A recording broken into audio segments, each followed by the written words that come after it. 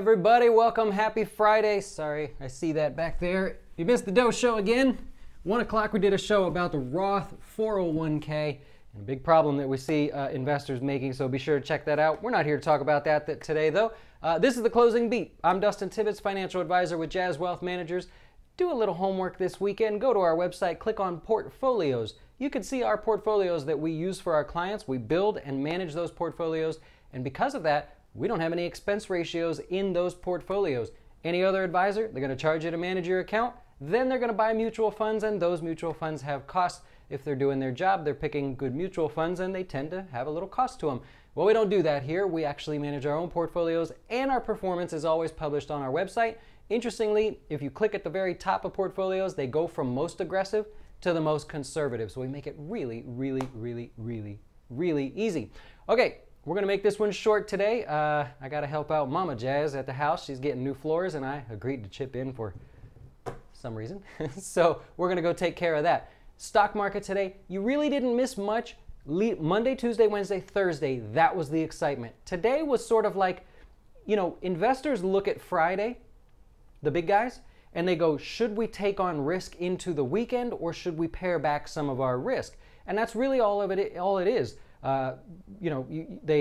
If there's some sort of pending headline or the chance of someone overseas saying something that maybe shakes the trees a little bit, well, then you'll see a little sell-off into Friday. So the fact that we saw just a nice steady market today, pushing higher little by little all day, lets you know that most investors out there were comfortable taking more risk into the weekend, which means nobody expects anything crazy to happen. Of course, we can all be wrong, and so the markets could wake up a little bit shaky, but that was the idea behind today. No real exciting thing to focus on, and like we've said, this week, next week, and a few days into the week after are just going to be quiet. You've got very little headlines. You see financial media here in the States talking about the same thing over and over again. Overseas is a different story if you follow that sort of thing. I watch it all the time. I don't watch TV. I watch all the world's markets. But a little different story overseas. We'll get to that. And so because of that, here you go. You have another good day in the stock market. You got the Dow higher by 110 points. Again, the headline is the Dow. Oh my God, it did so well. But you look at your portfolio and you go, it only bumped up a little. What's the deal? What happened? Well, the Dow was the major headline. Look at the S&P, only up 1/3%, and the Nasdaq just squeaking out 9 points, or 0.13%. Let's go over why that is here for a second. Let's jump over to the charts. We've got the Dow on the screen here. You can see just a nice steady uptrend. We've been commenting on this over and over again. This chop inside of here we would expect to continue. That is very normal for this time of year, and we expect it to get maybe even a little bit more quiet. And by quiet, I mean slow down in trading volume. There's been some good things to trade lately, so that makes a little sense there. If we look at the Nasdaq, here we go. We're going to see the Nasdaq. There it is. So hovering right around the highs. We've still got just over 1% to get back to the all-time highs there. A little more work to do. Again, today, this market rally was like yesterday in that we didn't rely so much on those FANG names. If you have been following for a while, you know that I've been talking to you about the performance of only those names and how it relates to the market. It had been about 5 names that had been moving the market higher, and that worries you a little bit. Well, today, and yesterday as well, you got more of a broad-based rally. That's always good to see. Let's take a look at the S&P 500. That should be on your screen now, continuing to try to push back to highs. Just a slow, nice, steady move. You sort of like that if you're a long-term investor that doesn't like volatility, you're scared of market declines. Very easy day. Now, why was the S&P behind a little bit? Here's good news, bad news, okay? So we know you need the banks and you need tech stocks to move higher in order to get the S&P higher. Here are the bank stocks. Now, short term, if we look at today, bank stocks had a slightly positive day. Nothing really exciting to report about. So about 1/4%, that's not going to do anything for everybody. That doesn't get you excited. Now, what held the S&P back today was your semiconductor stocks. Applied Materials, NVIDIA, Intel, we'll go through some of those in a minute. Those mostly held the markets back because of NVIDIA and Applied Materials. Now, good news, bad news. If you know you need both those sectors to move the markets higher, let's broaden our vision out a little bit, and instead of looking at what happened today, let's broaden out and look at over the last couple days or maybe even a week or so. Here's the banking stocks again. They're trying to move higher. However, they could really go either way, right? There's no clear direction lately on what the banking stocks are going to do. Technical traders that look at charts, they're going to argue that this is starting to move higher and will continue to do so. Well, that's good news. If we look at the semiconductor stocks, you go, oh, man.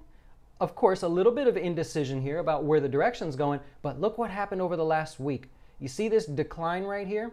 We go, oh man, the markets could have done so much better if those semiconductor stocks went with them. Now, picture this. If you look at this semiconductor ETF right now, imagine that as a rubber band, okay?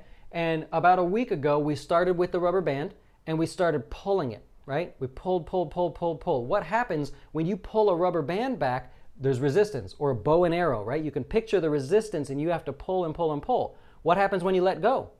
You get this sharp push higher. So imagine this pulling. Look what happened the last time. Look what happened the time before that. Look what happens anytime it falls sort of aggressively, you tend to get that snapback.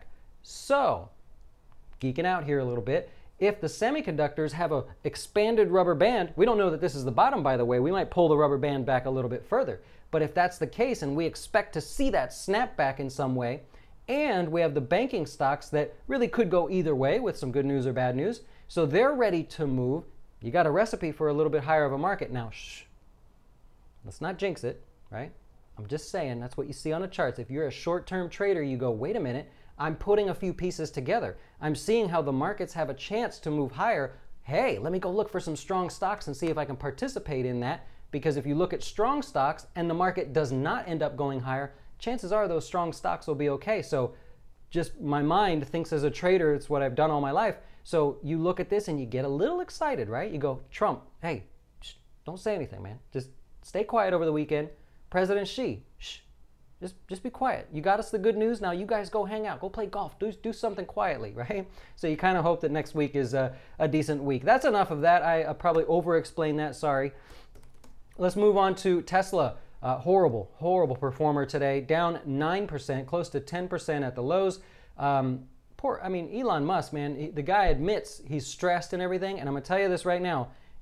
We talk about reading the headlines. We're not trying to be conspiracy theorists. We always just say, read the headlines. Go back over the last 2 days and watch the closing beat where we talked about the whole China news and everything and explained what the actual news was rather than the headline. Here's what's going on with Tesla. Elon Musk gave himself an out today, basically. He tweeted, hey, or I don't know if he tweeted or he said it in the, I think it was a tweet. He said, look, I feel like I'm the only guy that can run this business. If there's somebody else out there that thinks they can do better, I'm all ears. Go ahead, take over. So he gave Wall Street the chance to go, wait a minute, you don't want to be the CEO anymore? He didn't say that. But now if someone else comes along, think about what they can do. They can say, well, Elon Musk is now going to be the grand visionary guy or whatever. And now we've got a manager, an actual guy that's going to run the day-to-day business and knows what he's doing, but Elon Musk is still going to be there. Think about SpaceX. Does Elon Musk run SpaceX day by day? No. There's a whole group of people, right? So could could Tesla be successful without Elon Musk driving the day-to-day? Of course. This happens all the time in these startups. Look at Blue Apron, Spotify, all the new IPOs that are like Stitch Fix and things like that. What happens is there's a guy. It's like me. I started Jazz Wealth and I'm gonna keep pushing forward. And at some point, it may be that another company comes along and says, "Hey, you be the face. You do what you do, but we'll handle all this stuff that you're stressing out about every day." That's Elon. I'm not comparing myself to Elon Musk, but this happens every day in all these tech companies and things. An investor comes along and says, we've got the manpower, we've got the experience, we know how to run this business. You be the face, you give us the ideas, you tell us the direction you want to go, and we'll make it happen. I'll bet you that's what happens with Tesla. So I didn't say anything about the stock price, right? I just said today the man gave himself an out and he let Wall Street adjust their thinking a little bit. So now, guess what happens? If they announce, or it's not going to be overnight, but if they say, hey, guess what? We've got a guy here. You know him and love him because he ran General Motors or he ran Ford or American Airlines or something. Guess what? We've got somebody. Now Wall Street will get excited by the fact that Tesla, Elon Musk, is trying to sort of check out from the day-to-day, but still wants to be the visionary. Wall Street will get excited. I bet you see the stock go higher if that's the case. So in my opinion, he gave himself an out today.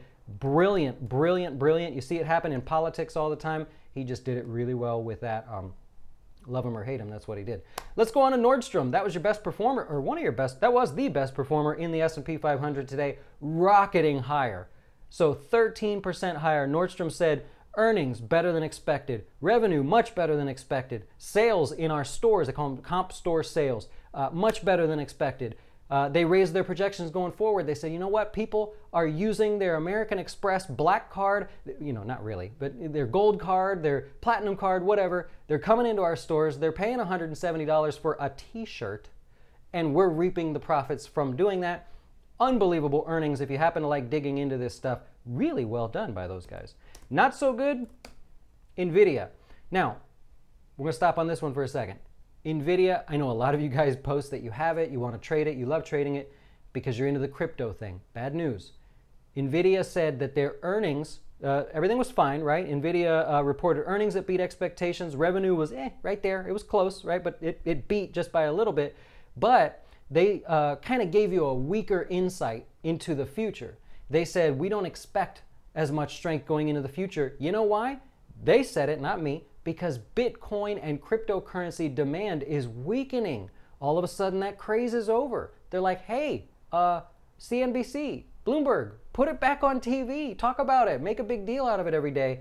And CNBC's like, we can't because it's not doing anything, so it's not interesting. Therefore, the stock was lower today. If you follow charts, you notice that this stopped right at the trend line. So investors have not given up on it yet. They're very close. Let's go back to Netflix. Remember, we talked about that. Here's this trend line. When Netflix reported their earnings right here, we said investors haven't given up yet. They will give up if it breaks. And look what happened. They gave up right when it broke. You've got basically the same thing going on with NVIDIA. Did I do too much today? Have I dug too deep into this stuff? Or do you guys like the details, or do you want more general overview? I'm open to ideas. I'm also open to this thing working. There we go. John Deere. So that was lower to start the day. John Deere, not too nice what they said about their earnings. They said that the costs of their materials, they tried to blame the tariffs, and freight is really hurting them here. Not really horrible, not bad earnings overall. They had higher earnings. They had revenue a little bit better than expected. It wasn't bad. It's just they guided forward. They said, look, we don't know, man. This is really tough. The profit margins being squeezed, blah, blah, blah. Times are tough. Okay, let's go over to just a couple other things. Oil. There it is. Oil, small bounce on the day, about 0.5%. This is the 7th straight week that oil has been down. Look, a lot of supply, a lot of geopolitical news out there. What do you expect? So oil just can't get anything going. Copper was in correction territory earlier today. Not today, but overall, right? It's fallen more than 10%. Big decline. Look what happened. It started the week with a really sharp sell-off. It's already started to recover. Speaking of that, we'll talk about gold. Remember we mentioned that? When you get a stock that's in a downtrend, don't you dare try to pick the bottom of that downtrend. When the emergency happens, when people panic and it starts to fall aggressively, that's when you say, all right, that's a discount, right? Big difference. When the market starts to move into a discount territory, you just know we're going to talk about it and kind of give you hints as much as I'm allowed as to when to pull the trigger on the discount. We did it in February if you want to check it out on our videos. They weren't as cool looking as this, by the way, but they're getting better. Okay, Applied Materials. This is a semiconductor stock. This held back the semiconductor sector today, thus held back the S&P 500, but we know now what to expect out of the semiconductors. Applied Materials, just because my father-in-law is in this space, semiconductors, chips in general, huge boom. I mean, they can't keep up. They are so far behind. They literally are building the expansions onto their factories in Mexico and in the States too, and of course over in China. Mexico is the one I know about. They're building onto the factory as they put the new equipment in. Roof goes in, they put the equipment down. They are trying to keep pace so quickly with this. But Applied Materials came out today and had their earnings, and they're like, oop, slowing down a little bit here. So Wall Street's like, whoa, whoa, whoa, whoa, whoa, whoa. We know that there's this huge backlog. There's this huge demand for semiconductors. Are we slowing down? And so Wall Street's trying to wrap their heads around that. I don't know, something I'm interested in. Okay, what else do we have? Turkey. Turkey was further downgraded today. They're essentially junk at the moment. I mean, you guys know why. What else do we have? Yeah, that's really it. Elsewhere in the news, look, you have CEOs that have been coming out lately saying, do we really have to report earnings every single quarter? I mean, we don't care quarter to quarter. Our business doesn't run 3 months at a time. And so a lot of these CEOs have been kind of hinting at that.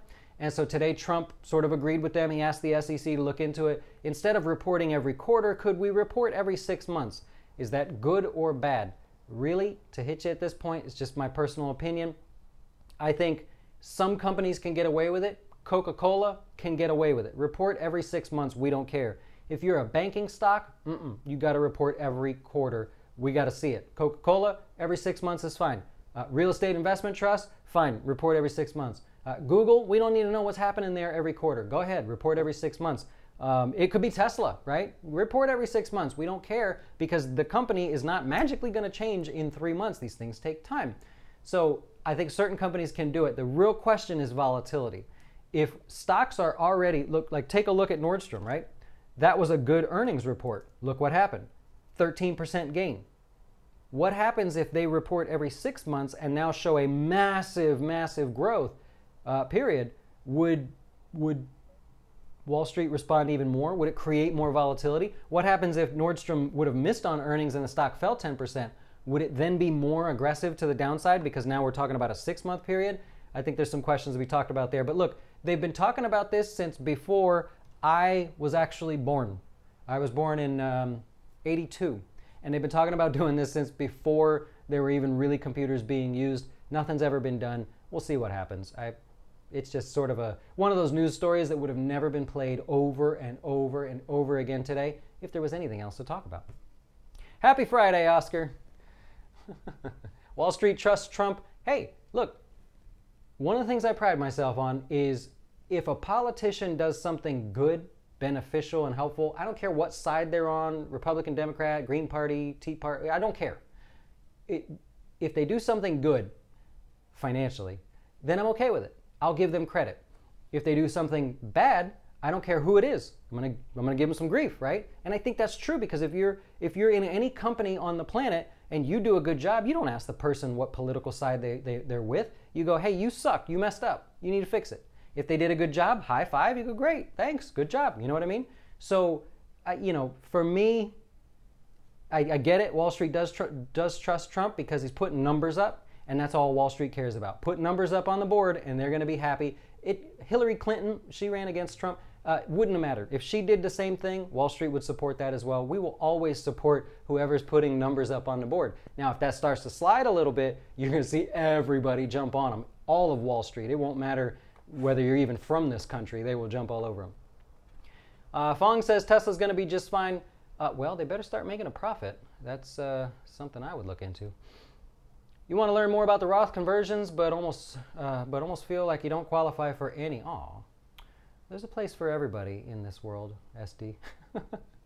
Just got to know how to do it. Sold all your NVIDIA. Nice, Paul. There's a short-term trader there too, huh? I see what you're doing. Still can't get this detailed on my own. Happy to hear an experienced, knowledgeable take on this. I'm not sure what I said, but I'll take it. Thanks. What gold stock? David, what gold stock? What gold stock? Newmont? Was that the one that we've been talking about the last couple days? And Eddie's like, forget it, man. Drop everything. Let's go have a drink. If you happen to be in the area this weekend, you want to have a drink?